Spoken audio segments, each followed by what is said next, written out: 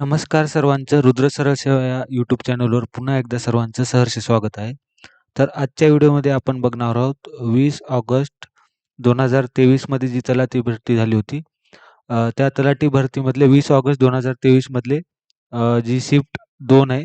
Shift 2 यामध्ये मराठी या विषयाचे जे 25 क्वेश्चन आहेत, त्या 25 क्वेश्चनचा आपण आजच्या व्हिडिओमध्ये ॲनालिसिस करणार आहोत. तर बाकीचे जे 30 व्हिडिओ जवळपास आपल्या चॅनलवर अपलोड केलेले आहेत. एक प्लेलिस्ट बनवलेली आहे तलाठी भरती या नावाने. तर ज्यांनी कोणी पाहिली नसेल त्यांनी पाहून घ्या. चला तर मग सुरू करूया आजचा आपला पहिला प्रश्न. तर प्रश्न क्रमांक 1 आहे.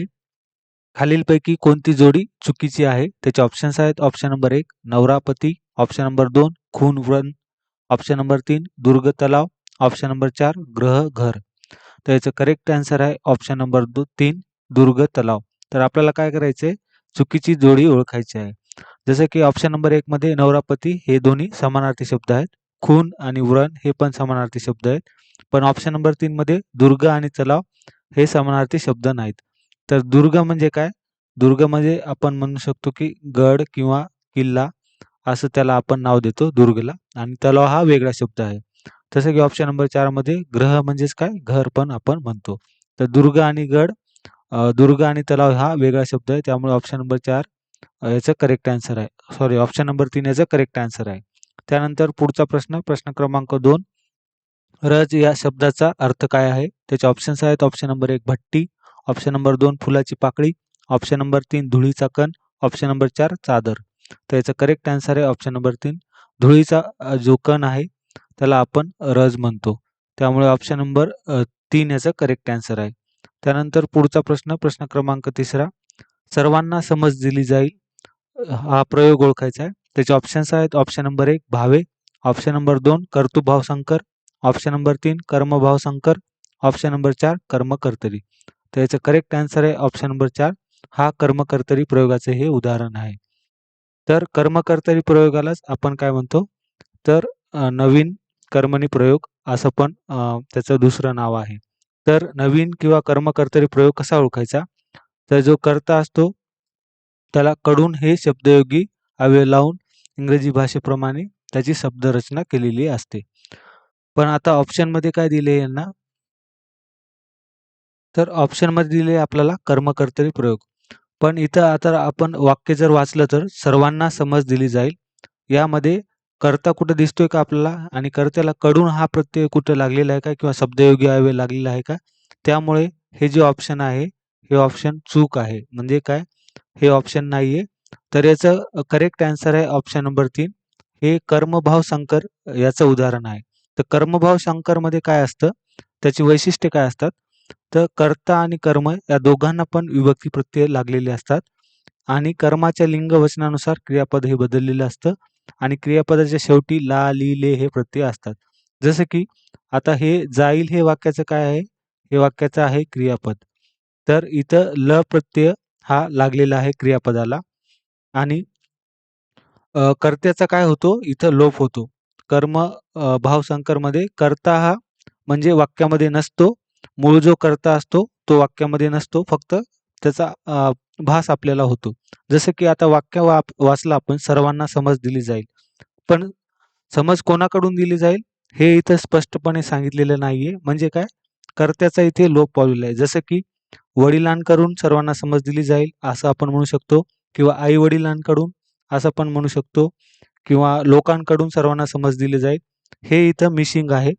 त्यामुळं, आणि मुख्य कर्म काय आहे? तर कर्म आहे इथं समज. समज हे काय आहे? कर्म आहे.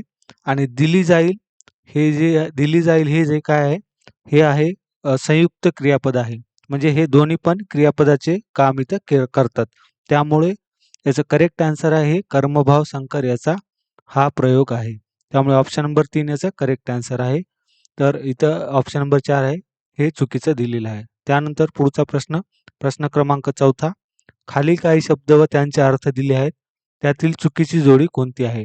त्याचे ऑप्शन्स आहेत. ऑप्शन नंबर 1 पारकट्टा, ऑप्शन नंबर 2 माया प्रेम, ऑप्शन नंबर 3 वट समेट, ऑप्शन नंबर 4 पाखर छाया. तर याचं करेक्ट आन्सर आहे ऑप्शन नंबर 3 वट आणि समेट. तर आपल्याला काय करायचंय की प्रश्नामध्ये काय सांगितलेलं आहे, चुकीची जोडी कोणती आहे ते ओळखायचं आहे. जसं की आता ऑप्शन नंबर 1 मध्ये आपण बघितलं पार आणि कट्टा हे काय झाले दोन्ही समानार्थी शब्द झाले. पूर्वी च्या काळी जे गाव असतं, गावामध्ये जे वडाचं झाड असायचं, वडाच्या झाडाचा जे बुंदा असायचा त्याच्या म्हणजे वडाच्या झाडाच्या त्याला इथं असं बांधकाम असायचं, त्याला आपण पार म्हणायचो. म्हणजेच काय जी बसण्याची जागा असते त्याला पार म्हणतात आणि कट्टा पण त्याचा काय झाला समानार्थी शब्द झाला.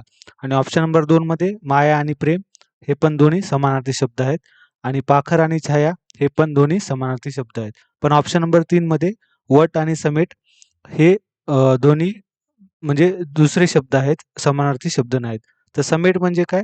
समेट म्हणजे आपण म्हणू शकतो एकत्रितपणे किंवा मिळून तर त्याला म्हणतात समेट आणि वट हा वेगळा शब्द आहे. त्यामुळे option number 3 is a correct answer आहे. त्यानंतर पुढचा प्रश्न, प्रश्न क्रमांक 5वा. विंग्स ऑफ फायर या डॉक्टर ए.पी.जे. अब्दुल कलाम यांच्या पुस्तकाचा मराठी अनुवाद कोणत्या शीर्षकाने प्रकाशित झाला आहे? त्याचे ऑप्शन्स आहेत. Option number 1 Agnipath, option number 2 Uddan, option number 3 Agnipankh, option number 4 Jwala. तर याचं करेक्ट आन्सर आहे ऑप्शन नंबर 3 अग्निपंख.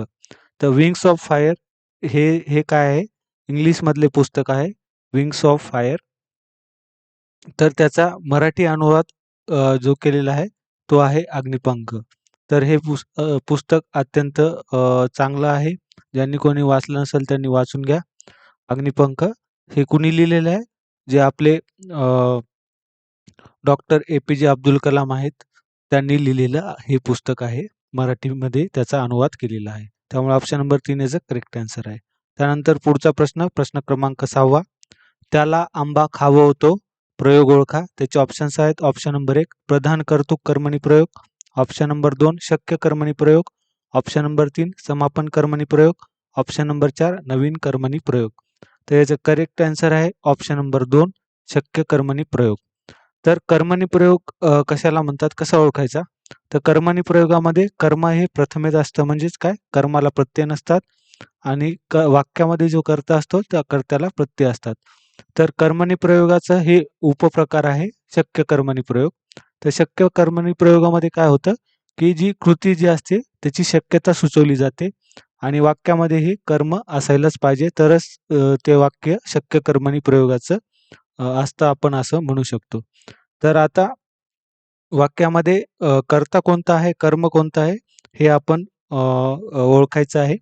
तर आता वाक्य आहे त्याला आंबा खाववतो. तर वाक्याचा कर्ता कोणता आहे? वाक्याचा कर्ता आहे त्याला. आणि वाक्याचा कर्म काय आहे? तर वाक्याचं कर्म आहे आंबा. तर जे आंबा आहे ते काय आहे? प्रथमेत आहे. म्हणजे आंबा या शब्दाला इथे कुठलेही प्रत्यय वगैरे लागले नाहीत. ते प्रथमेत आहे. आणि जो कर्ता असतो, कर्ता जो आहे त्याला, तर हा कर्ता वाक्यामध्ये आहे. तर त्यामुळे आणि शक्यता सुचवली जाते. तर वाक्यामध्ये खायची जी शक्यता आहे ती इथे सुचवलेली आहे. म्हणजे त्याला आंबा खाववतो. तर हे काय आहे? शक्य कर्मणी प्रयोगाचं हे उदाहरण आहे. त्यामुळे ऑप्शन नंबर 2 याचं करेक्ट आन्सर आहे. त्यानंतर पुढचा प्रश्न, प्रश्न क्रमांक 7वा. माझी जन्मठेप हे आत्मचरित्र कोणाचे आहे? त्याचे ऑप्शन्स आहेत. Option number 1 Lokmanya Bal Gangadhar Tilak, option number 2 Swatantryaveer Vinayak Damodar Savarkar, option number 3 Netaji Subhashchandra Bose, option number 4 Mahatma Gandhi.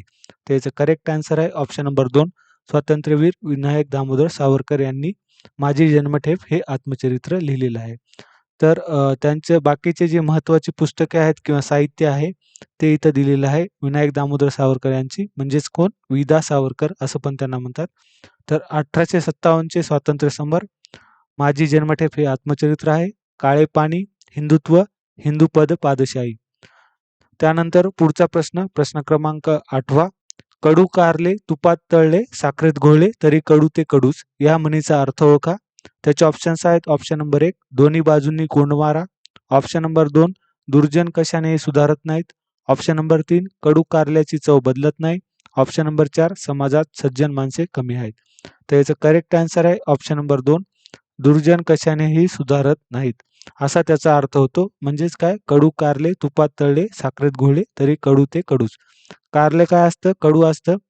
त्याला कशात पण टाका, पण त्याचा जो कडवटपणा आहे तो जात नाहीये. तर याचा असा अर्थ होतो. म्हणजेच काय दुर्जन कशानेही सुधारत नाही असा त्याचा अर्थ होतो. म्हणजे काय आपण म्हणू शकतो, की माणसाचा जे मूळ स्वभाव आहे, ते मूळ स्वभाव कधीच बदलत नाही, कधीच बदलत नाही असा त्याचा अर्थ होतो. त्यामुळे ऑप्शन नंबर 2 याचं करेक्ट आन्सर आहे. त्यानंतर पुढचा प्रश्न, प्रश्न क्रमांक 9 खालीलपैकी कोणत्या वाक्प्रचाराचा अर्थ चुकीचा दिलेला आहे? त्याचे ऑप्शन्स आहेत. ऑप्शन नंबर 1 नावे ठेवणे, स्तुती करणे. ऑप्शन नंबर 2 फसी पाडणे, फसवून संकटात पाडणे. ऑप्शन नंबर 3 वर्ज्य करणे, टाळणे. ऑप्शन नंबर 4 हातापाया पडणे, गयावया करणे. त्याचं करेक्ट आन्सर आहे ऑप्शन नंबर 1 नावे ठेवणे, स्तुती करणे. तर आपल्याला काय चुकीचा कोणता दिलेला आहे वाक्प्रचार ते ओळखायचं आहे. तर नावे ठेवणे आणि स्तुती करणे हा एकदम चुकीचा इथं दिलेला आहे. तर नावे ठेवणे म्हणजे काय? एखाद्याला नाव बोट ठेवणे. एखाद्याला आपण म्हणतो ना, की हा असाच आहे, हा तसाच आहे. त्याला त्याचा असा अर्थ होतो नावे ठेवण्याचा आणि स्तुती म्हणजे काय? त्याचा एकदम वेगळा अर्थ आहे. त्यामुळे ऑप्शन नंबर 1 याचं करेक्ट आन्सर आहे. कारण आपल्याला चुकीचा वाक्प्रचार इथं ओळखायचा आहे. त्यानंतर पुढचा प्रश्न, प्रश्न क्रमांक 10 नावडती व्यक्ती समोर पाहताच अक्षयचे पित्त खवळले. या वाक्यातील वाक्प्रचाराचा अर्थ कोणता आहे? त्याचे ऑप्शन्स आहेत. ऑप्शन नंबर 1 चक्कर येणे, ऑप्शन नंबर 2 आनंद वाटणे, ऑप्शन नंबर 3 उलटी होणे, ऑप्शन नंबर 4 रागावणे. तर याचं करेक्ट आन्सर आहे ऑप्शन नंबर 4 रागावणे. तर पित्त खवळणे म्हणजे काय? तर पित्त खवळणे याचा अर्थ आहे राग येणे. राग येणे माणसाला असं म्हणतो आपण किंवा संताप येणे, संताप होणे किंवा संताप येणे असं पण म्हणतो आपण. त्यामुळे पित्त खवळणे याचा करेक्ट आन्सर आहे ऑप्शन नंबर 4 रागावणे. त्यानंतर पुढचा प्रश्न, प्रश्न क्रमांक 11 खालीलपैकी कोणती विरुद्धार्थी शब्दांची जोडी आहे? त्याचे ऑप्शन्स आहेत. ऑप्शन नंबर 1 भंग, अभंग. ऑप्शन नंबर 2 उपकार, मदत. ऑप्शन नंबर 3 दोषी, दयाळू. ऑप्शन नंबर 4 सुसंगत, नियंत्रित. तर याचं करेक्ट आन्सर आहे ऑप्शन नंबर 1 भंग, अभंग. तर काय करायचे आपल्याला प्रश्नामध्ये काय सांगितले? विरुद्धार्थी शब्दाची जोडी इथं ओळखायची आहे. तर भंगचा विरुद्धार्थी शब्द आहे अभंग. भंगचा विरुद्धार्थी शब्द आहे अभंग. तर भंग म्हणजे काय? आणि अभंग म्हणजे एकदम पूर्णपणे आणि भंग म्हणजे तुटलेला मोडका असं आपण म्हणू शकतो. त्यामुळे ऑप्शन नंबर 1 याचं करेक्ट आन्सर आहे. त्यानंतर पुढचा प्रश्न, प्रश्न क्रमांक 12 वाक्प्रचार व त्यांच्या अर्थाच्या योग्य जोड्या लावा. तर इथं 2 गट दिलेले आहेत. गट अ आणि गट ब. तर गट अ मध्ये काय आहे? त्यामध्ये ऑप्शन्स दिले आहेत ए, बी, सी, डी आणि ब मध्ये 1, 2, 3, 4, 5 हे दिलेले आहे. तर त्याचे ऑप्शन्स खाली दिलेले आहेत, की कोणत्या ऑप्शनचा म्हणजे ए ऑप्शन हा जो ए आहे त्याच्यासोबत कोणती जोडी लागते? तर राम नसणे. तर आता हा प्रश्न कसा सोडवायचा? तर हे जे 3-4 जे दिलेले आहेत ए-बी-सी-डी त्यापैकी 1-2 जरी आपल्याला माहीत असेल तरी हा प्रश्न आपल्याला सहजासहजी सुटू शकतो. जसं की आता ऑप्शन नंबर ए मध्ये काय दिले? राम नसणे, राम नसणे. तर याचा अर्थ आपल्याला माहीत पाहिजे. त्यानंतर ऑप्शन बी मध्ये दिले भान नसणे. याचा पण अर्थ आपल्याला माहीत पाहिजे.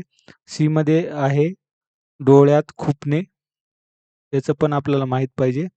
आणि डी मध्ये आहे गळ घालणे, गळ घालणे. आता यापैकी ए-बी-सी-डी पैकी सोपं कुठलं वाटतं आपल्याला? तर आता भान नसणे म्हणजे काय? तर भान नसणे म्हणजे त्याचा अर्थ काय आहे आपल्याला भान नसण्याचा? तर जाणीव नसणे आपण असं म्हणू शकतो. जाणीव नसणे. जे कोणतं सोपं आहे ते आधी सोडून घ्यायचं. आणि गळ घालणे म्हणजे काय? गळ घालण्याचा अर्थ आहे आग्रह करणे. तर गळ घालणे म्हणजे काय? आग्रह करणे. आग्रह करणे. तर आपल्याला माहीत झालं की आता बीचं ऑप्शन काय आहे? जाणीव नसणे म्हणजे काय? तर बीचं ऑप्शन आहे 1 आणि गळ घालण्याचं ऑप्शन आहे आग्रह करणे 5. तर बी सोबत आहे 1 आणि डी सोबत आहे 5. तर असा कुठला ऑप्शन आहे का? तर ते बघायचं आधी. तर आपण बघूया. ऑप्शन नंबर 1 मध्ये A1 बी सोबत 5 दिलेलं आहे त्यामुळे इथं नाहीये. इथं बी सोबत 3 आहे ते पण नाहीये. इथं बी सोबत 4 आहे हे पण नाहीये. तर बी सोबत 1 इथं आहे आणि डी सोबत 5 आहे. त्यामुळे ऑप्शन नंबर 4 याचा करेक्ट आन्सर आहे. म्हणजेच काय येईल? एचं काय येईल? 2 नंबर, बीचं काय आहे? 1 नंबर, सीचं काय आहे? 4 नंबर आणि डीचं काय आहे? 5 नंबर. तर राम नसणे म्हणजे काय? अर्थ नसणे. भान नसणे म्हणजे काय? जाणीव नसणे. डोळ्यात खुपणे म्हणजे काय? डोळ्यात खुपणे म्हणजे सहन न होणे आणि गळ घालणे म्हणजे काय? आग्रह करणे. त्यामुळे ऑप्शन नंबर 4 याचं करेक्ट आन्सर आहे. त्यानंतर पुढचा प्रश्न, प्रश्न क्रमांक 13वा. खालील शब्दगट वापरून योग्य वाक्य बनवा. वाक्य आहे आम्ही अभयारण्यातील. आ मध्ये आहे एका मचानावर. ई मध्ये आहे मुक्काम करावयाचे ठरवले आणि ई मध्ये आहे झाडावर बांधलेल्या. तर हे वाक्य इंग्लिशमध्ये आपण त्याला म्हणू शकतो पॅराजंबलचं आहे. पॅराजंबलचं हे वाक्य आहे. म्हणजे काय? तर शफल करून हे वाक्य दिलेले असतात. त्याचं अर्थपूर्ण वाक्य आपल्याला बनवायचं असतं. तर हा जो क्वेश्चन आहे असा क्वेश्चन ऑप्शनमधून सोडवायचा असतो. तर सगळ्यात पहिले आपण ऑप्शन बघूया. तर ऑप्शन नंबर 1 मध्ये आहे आम्ही अभयारण्यातील एका मचानावर मुक्काम करायचे ठरवले, झाडावर बांधलेले. तर झाडावर बांधलेलं हे असं शेवटी येतं का? त्यामुळे ऑप्शन नंबर 1 याचं कॅन्सल आहे. त्यानंतर 2 नंबर ऑप्शन आहे झाडावर बांधलेल्या एका मचानावर मुक्काम करायचे ठरवले आम्ही अभयारण्यातील. तर आम्ही इथे येतं का? त्यामुळे हे पण कॅन्सल आहे. आणि ऑप्शन नंबर 3 मध्ये आहे आम्ही अभयारण्यातील झाडावर बांधलेल्या एका मचानावर मुक्काम करायचे ठरवले. तर व्याकरणदृष्ट्या आणि एकदम करेक्ट हे वाक्य आपल्याला वाटतं. त्यामुळे ऑप्शन नंबर 3 याचं करेक्ट आन्सर आहे. आणि ऑप्शन नंबर 4 आहे एका मचानावर अभयारण्यातील झाडावर बांधलेल्या मुक्काम करायचे ठरवले आम्ही. त्यामुळे हे पण येणार नाही. तर ऑप्शनमधून हे असे वाक्य सोडवायचे असतात, असा प्रश्न सोडवायचा असतो. त्यामुळे ऑप्शन नंबर 3 याचं करेक्ट आन्सर आहे. त्यानंतर पुढचा प्रश्न, प्रश्न क्रमांक 14वा. समानार्थी शब्द ओळखा. शब्द आहे पिपीलिका. त्याचे ऑप्शन्स आहेत ऑप्शन नंबर 1 मुंगी, ऑप्शन नंबर 2 मुंगूस, ऑप्शन नंबर 3 घार, ऑप्शन नंबर 4 मुंगळा. तर याचं करेक्ट आन्सर आहे ऑप्शन नंबर 1 मुंगी. तर पिपीलिका म्हणजेच काय? तर पिपीलिकेचा अर्थ आहे मुंगी. तर हा पिपीलिका हा शब्द कोणता आहे? तर जे पिपीलिका आहे हा तत्सम शब्द आहे. तर तत्सम शब्द म्हणजेच काय? तर संस्कृत भाषेमधून मराठीमध्ये जसेच्या जसे जे शब्द येतात त्याला आपण म्हणतो तत्सम शब्द. तर पिपीलिका हा काय झालाय? हा आहे संस्कृत शब्द, पण जो मराठीमध्ये वापरताना जसेचा तसा आपल्याला वापरावा लागतो. त्यामुळे त्याला आपण म्हणतो की हा तत्सम शब्द आहे. तत्सम शब्द आहे. तर त्यामुळे ऑप्शन नंबर 1 याचं करेक्ट आन्सर आहे. त्यानंतर पुढचा प्रश्न, प्रश्न क्रमांक 15वा. खालीलपैकी कोणती चुकीची वाक्यरचना आहे? त्याचे ऑप्शन्स आहेत ऑप्शन नंबर 1 माहूत अंकुश घेऊन सरसावला, ऑप्शन नंबर 2 होता गळ्यात लाल रेशमी गोफ, ऑप्शन नंबर 3 गणपतीच्या देवळाच्या नगरखान्यात चौघडा झणझणू लागला, ऑप्शन नंबर 4 अंकुशाची कळ अजूनही गंडस्थळ खात होती. तर याचे करेक्ट आन्सर आहे ऑप्शन नंबर 2 होता गळ्यात लाल रेशमी गोफ. तर काय करायचं आपल्याला? चुकीची वाक्यरचना ही ओळखायची आहे. तर ऑप्शन नंबर 2 मध्ये हे चुकीची वाक्यरचना आहे. तर रेशमी गोळ तर याची करेक्ट वाक्यरचना कशी होऊ शकते? की लाल रेशमी गोफ होता गळ्यात असं आपण किंवा गळ्यात होता असं आपण म्हणू शकतो. त्यामुळे हे इथं वाक्यरचना ही चुकीची आहे. त्यामुळे ऑप्शन नंबर 2 याचं करेक्ट आन्सर आहे. त्यानंतर पुढचा प्रश्न, प्रश्न क्रमांक 16वा. शेजार गावात एक बलाढ्य सावकार मरण पावणे, बातमी ऐकून भीमाने ताडकन उडी मारली. तर कंसातील शब्दांची योग्य रूप वापरून वाक्य बनवा. तर कंसात शब्द काय आहेत? कंसात शब्द आहे शेजार. शेजार एक शब्द आहे आणि पावणे हा दुसरा शब्द आहे. हे कंसातील शब्द योग्य रीतीने आपल्याला वाक्यात वापरायचे आहेत. तर ऑप्शन नंबर 1 मध्ये काय दिलेले आहे? की शेजारच्या गावात एक बलाढ्य सावकार मरण पावल्याने बातमी ऐकून भीमाने ताडकन उडी मारली. ऑप्शन नंबर 2 आहे शेजारच्या गावात एक बलाढ्य सावकार मरण पावल्याहून बातमी ऐकून भीमाने ताडकन उडी मारली. ऑप्शन नंबर 3 आहे शेजारने गावात एक बलाढ्य सावकार मरण पावल्याची बातमी ऐकून भीमाने ताडकन उडी मारली. ऑप्शन नंबर 4 आहे शेजारच्या गावात एक बलाढ्य सावकार मरण पावल्याची बातमी ऐकून भीमाने ताडकन उडी मारली. त्यामुळे याचं करेक्ट आन्सर आहे ऑप्शन नंबर 4. तर शेजारमध्ये काय येतं इथं? शेजारच्या गावात असं येतं. एक बलाढ्य सावकार मरण पावल्याची, तर पावल्याची येते, पावल्याची होतं. बातमी ऐकून भीमाने ताडकन उडी मारली. आणि जे बाकीचे ऑप्शन आहेत त्यामध्ये हे एकदम योग्य वापरलेलं नाही. जसं की शेजारचा नसतं, शेजारचे असतं. त्यामुळे हे वाक्य चुकीचं आहे. शेजारच्या गावात एक बलाढ्य सावकार मरण पावल्याहून नाही येत इथं. शेजारने आणि शेजारने इथं येत नाही. त्यामुळे ऑप्शन नंबर 4 याचं करेक्ट आन्सर आहे. त्यानंतर पुढचा प्रश्न, प्रश्न क्रमांक 17वा. विरुद्धार्थी शब्दांच्या योग्य जोड्या लावा.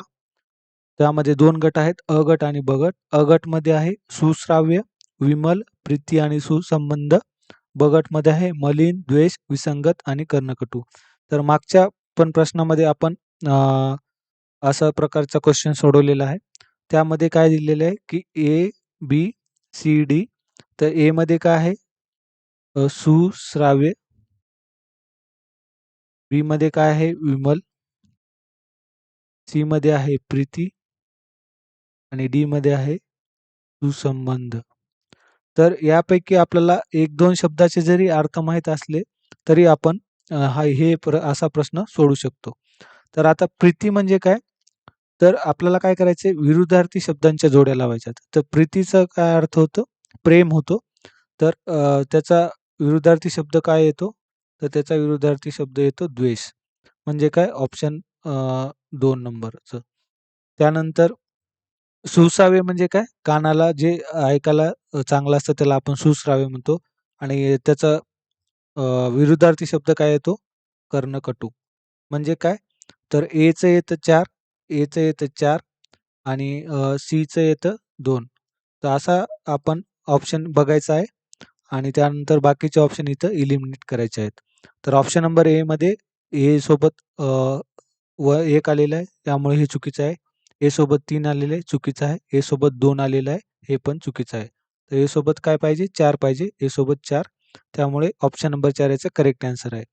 ए सोबत 4 म्हणजे काय? तर सुश्राव्य म्हणजे काय? कर्णकटू, त्याचा विरुद्धार्थी शब्द. आणि विमल म्हणजे काय? तर विमल म्हणजे विमलचा अर्थ नेमका काय होतो? स्वच्छ, निर्मळ किंवा शुद्ध होतो. तर विमलचा विरुद्धार्थी शब्द काय आहे इथं? तर मलिन म्हणजे काय? मळालेला. आणि प्रीतीचा अर्थ होतो प्रेम. तर त्याचा द्वेष हा विरुद्धार्थी शब्द आहे आणि सुसंबंधचा 3 आहे विसंगत. त्यामुळे ऑप्शन नंबर 4 याचा करेक्ट आन्सर आहे. त्यानंतर पुढचा प्रश्न, प्रश्न क्रमांक 18वा. अभिनव म्हणजे काय? त्याचे ऑप्शन्स आहेत. ऑप्शन नंबर 1 हावभाव, ऑप्शन नंबर 2 अभिनय, ऑप्शन नंबर 3 उत्साह, ऑप्शन नंबर 4 नाविन्यपूर्ण. तर याचं करेक्ट आन्सर आहे ऑप्शन नंबर 4 नाविन्यपूर्ण. तर अभिनव म्हणजे काय? तर अभिनव या शब्दाचा अर्थ काय होतो? तर अभिनव या शब्दाचा अर्थ होतो नवीन किंवा नूतन म्हणू शकतो आपण. नवीन म्हणू शकतो किंवा नवे म्हणू शकतो. म्हणजेच काय? नाविन्यपूर्ण. त्यामुळे ऑप्शन नंबर 4 याचं करेक्ट आन्सर आहे. त्यानंतर पुढचा प्रश्न, प्रश्न क्रमांक 19वा. शेतकऱ्याचा आसूड हा ग्रंथ कोणाचा आहे? त्याचे ऑप्शन्स आहेत. Option number 1 doctor Babasaheb Ambedkar, option number 2 Savitribai Phule, option number 3 Vinoba Bhave, option number 4 Mahatma Jyotirao Phule. याचं करेक्ट आन्सर आहे ऑप्शन नंबर 4 महात्मा ज्योतिराव फुले यांनी शेतकऱ्याचा आसूड हा ग्रंथ लिहिलेला आहे. तसेच महात्मा ज्योतिबा फुले यांचे बाकीचे जे काही महत्त्वाची साहित्य इथं दिलेलं आहे. गुलामगिरी आहे अत्यंत महत्त्वाचा, शेतकऱ्याचा आसूड, सार्वजनिक सत्यधर्म, ब्राह्मणांचे कसब आणि तिसरा रत्न. तर हे तुम्ही लिहून घेऊ शकता. त्यानंतर पुढचा प्रश्न, प्रश्न क्रमांक 20वा. वाटसरू पाणी मागत होता. अधोरेखित शब्दाचा समानार्थी नसलेला शब्द ओळखा. त्याचे ऑप्शन्स आहेत. ऑप्शन नंबर 1 पांथस्थ, ऑप्शन नंबर 2 प्रवासी, ऑप्शन नंबर 3 सेवक, ऑप्शन नंबर 4 पथिक. तर याचं करेक्ट आन्सर आहे ऑप्शन नंबर 3 सेवक. तर आपल्याला समानार्थी नसलेला शब्द इथं ओळखायचा आहे. तर वाटसरूचे जे बाकी ऑप्शन आहेत ते त्याचे समानार्थी शब्द आहेत. तर वाटसरू म्हणजेच काय? पांथस्थ म्हणू शकतो त्याला आपण, प्रवासी म्हणू शकतो आणि पथिक पण म्हणू शकतो. तर बाकी हे काय आहेत? समानार्थी शब्द आहेत. तर आपल्याला नसलेला शब्द ओळखायचा आहे. तर त्यामुळे ऑप्शन नंबर 3 याचं करेक्ट आन्सर आहे. त्यानंतर पुढचा प्रश्न, प्रश्न क्रमांक 21वा. खालीलपैकी कोणता सामासिक शब्द नाही?